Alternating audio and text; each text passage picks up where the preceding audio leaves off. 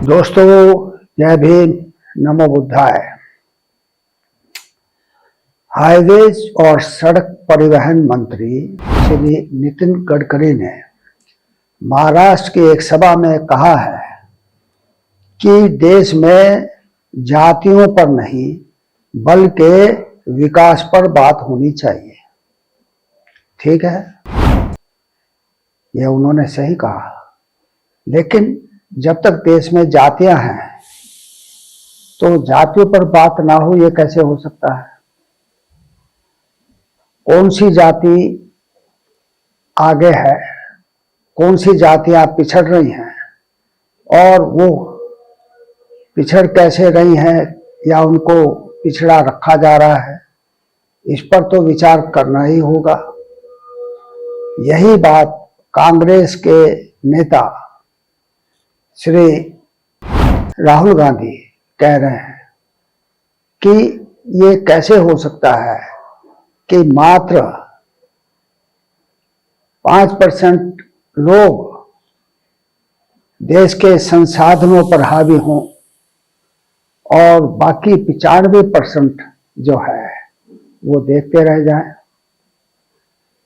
ये कितने अजीब बात है कि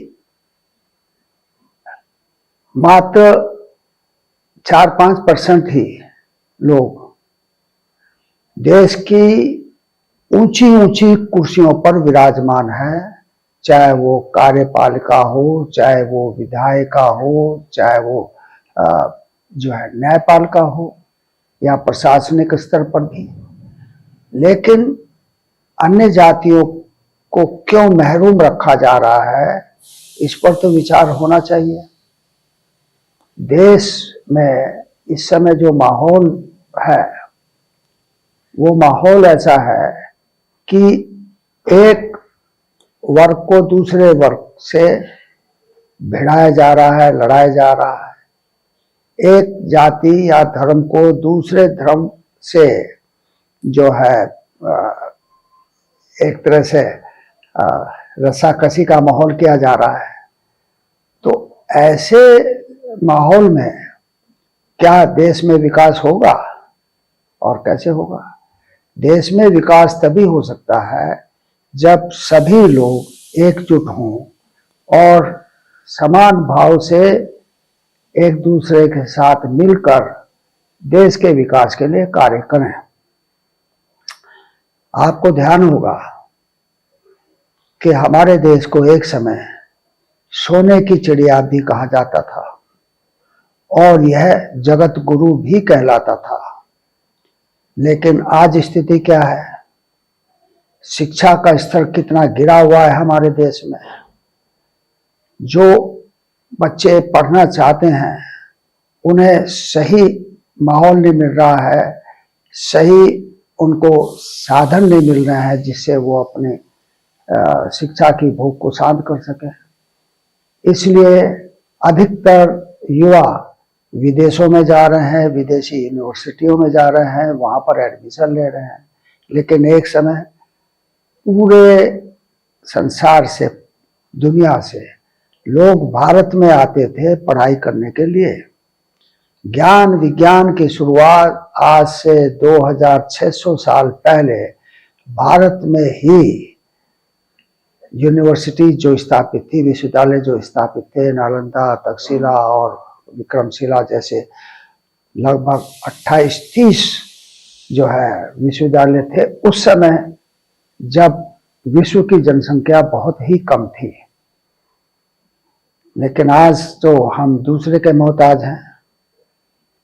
ऐसा क्यों हो रहा है? क्या इस पर विचार नहीं करना चाहिए? क्या देश के संसाधनों पर सभी लोगों का समान रूप से अधिकार नहीं होना चाहिए? क्या सिर्फ एक वर्ग विशेष, एक जाति विशेष ही या कुछ जातियां ही देश के बड़े बड़े उद्योगों में, बड़े बड़े व्यवसायों में काबिज रहेंगी और दूसरे लोग छोटे मोटे जो है बिजनेस करते रहेंगे और उनको भी इस तरह से इस माहौल में रखा जा रहा है कि वो डर रहे हैं। जो जीएसटी है, जीएसटी की वजह से देश में छोटे उद्योग धंधे बंद हो गए हैं, कारखाने बंद हो गए हैं, और स्थिति यह है कि रोजगार नहीं है, कहीं नौकरी नहीं मिल रही है, कोई काम नहीं कर पा रहे हैं, इतनी महंगाई है। तो ऐसे माहौल में देश कैसे तरक्की करेगा, कैसे विकास के रास्ते पर आगे बढ़ेगा? देखिए, जहां तक चीन की बात है, तो चीन तो हमारे से 1 साल बाद आजाद हुआ था, लेकिन आज वो हमसे 50 साल आगे है। वहां पर उद्योग धंधे इतने ज्यादा विकसित हो चुके हैं कि वो पूरे विश्व पे छा रहे हैं। और हमारा देश क्या है? हमारा देश ज्यादातर चीन से ही आयात किए हुए कल पुर्जों को जोड़कर अपना काम चला रहा है। तो ये कैसे होगा? क्या इसे विकास कहते हैं? विकास के लिए आपसी भाईचारा जरूरी है, विकास के लिए आपस में प्रेम भाव जरूरी है, विकास के लिए आपस में एकता जरूरी है। जब तक ये चीजें नहीं होंगी और हम एक दूसरे से लड़ते रहेंगे या हमें लड़ाया जाता रहेगा या डराया जाता रहेगा एक दूसरे से, देश में विकास का माहौल नहीं पैदा हो। देश के विकास के लिए सभी को एक साथ होना जरूरी है, सभी के हितों की रक्षा करनी जरूरी है। ये ना हो कि भाई एक वर्ग तो आगे बढ़ता चला जाए और बाकी लोग पीछे होते चले जाएं। आप ये देखिए कि जो हमारा ये देश था कभी अखंड भारत, उसमें अफगानिस्तान था, पाकिस्तान था, ईरान तक था, और इसके अलावा नेपाल था, बांग्लादेश था, म्यांमार था, और भी कई देश थे। अब वो देश कितना सिकुड़ गया है, इसके लिए कौन जिम्मेदार है? क्या हमें सोचना नहीं चाहिए कि हमारे देश की अधोगति किन लोगों ने की, और जिन लोगों ने देश को इस अधोगति पर पहुंचाया, क्या वो सिर्फ अपना हित नहीं देखते थे? क्या उन्होंने कभी देश के बारे में सोचा? वो कौन लोग थे जिन्होंने विदेशियों को, आक्रमणकारियों को देश में न्योता दिया कि आप आओ और फला राजा के खिलाफ आप जो है लड़ाई लड़ो, हम तुम्हारा साथ देंगे? वो कौन लोग थे जिन्होंने सत्ता का सुख भोगने के लिए अपनी बहन बेटियों को उन तक पहुंचाया, उनसे समझौता किया? तो अब वही लोग आज के समय में देश की मलाई खा रहे हैं, और जो लोग, जो जातियां, जिन्होंने, जो कामगार जातियां हैं, उन्होंने तो कभी देश के अहित में काम किया ही नहीं। जिन्होंने देश के अहित में काम किया है वही आज देश की सत्ता पर काबिज है। आरएसएस और भारतीय जनता पार्टी देश को उसी पुराने समय में ले जाना चाहते हैं जब देश में मनुस्मृति लागू थी। मनुस्मृति को किसने लागू किया और उसका क्या मकसद था? अगर देश में मनुस्मृति लागू होगी तो देश कैसे तरक्की करेगा? देश में इस समय एक समतावादी संविधान है, लेकिन आरएसएस और भाजपा उस संविधान को खत्म करना चाहती है, मनुस्मृति देश में लागू करना चाहती है।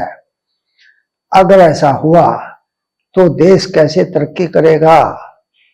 क्या इससे देश में बंटवारा नहीं होगा? क्या देश इससे कमजोर नहीं होगा? और अगर होगा तो फिर विकास कैसे होगा? इसलिए जातियां जब तक हैं तब तक जातियों पर विचार करना जरूरी है। अगर जातियां समाप्त करनी है तो उससे पहले ब्राह्मणवाद को समाप्त करना पड़ेगा, क्योंकि ब्राह्मणवाद ने ही देश में जातियां बनाई हैं और देश को जातियों में बांटा है। देश को कमजोर करके एक वर्ग विशेष सर्वोच्च रहना चाहता है। देश की सत्ता पर, देश के संसाधनों पर, देश के हर चीज पर वो काबिज होना चाहता है और दूसरे लोगों को अपना मोहताज बनाना चाहता है। क्या इसे विकास कहते हैं? मैं समझता हूं कि नितिन गडकरी जी को इस पर विचार करना चाहिए। नितिन गडकरी भी खुद एक ब्राह्मण है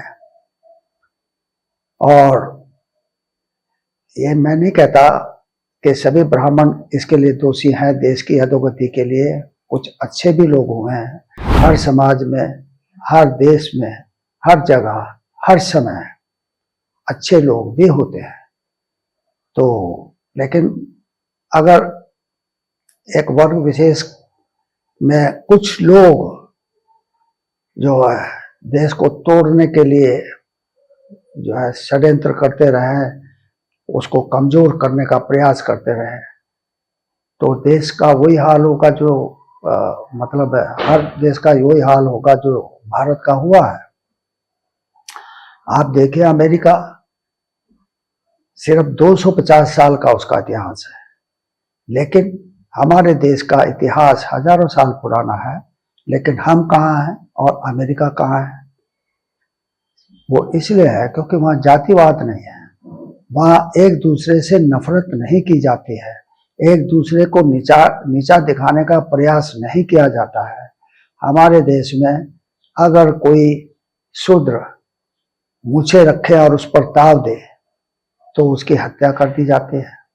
हमारे देश में स्कूल का अगर कोई बच्चा टीचर के घड़े से पानी पीने की जरूरत करे तो उसको भी पीट कर मार दिया जाता है। हमारे देश में अगर कोई नीची जाति का व्यक्ति चक्की को छू दे, आटा चक्की को छू दे, तो उसको भी पीट कर मार दिया जाता है। हमारे देश में राष्ट्रपति, जो कि क्या प्रथम नागरिक है देश का, उसको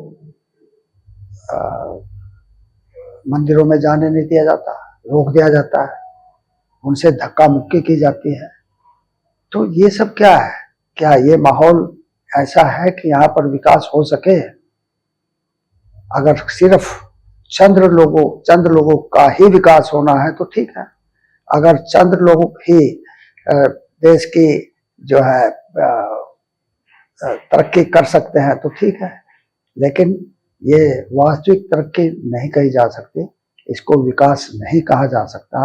विकास तभी हो सकता है जब समतावादी सिद्धांत के तरफ सभी को समान रूप से काम का अवसर मिले, देश में भाईचारा हो, भातृत्व हो और सब एकजुट हो करके देश के लिए कार्य करें। जय भीम, नमो बुद्धाय।